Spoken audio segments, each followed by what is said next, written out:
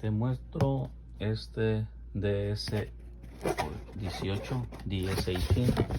Te voy a mostrar el amplificador, este 1500 clase D, está muy bueno. Ahora te voy a mostrar cuántos watts te tira para que veas y no cometas el error de andarlos bajando tanto los ohms.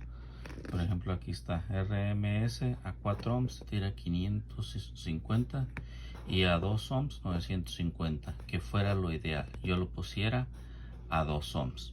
Para eso tendríamos que agarrar bocinas de 2 ohms, que viene siendo unas de estas, así, igual de la misma marca, doble bobina.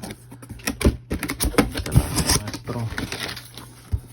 Son de estas, pero de 2 ohms, para que hagas la conexión en serie.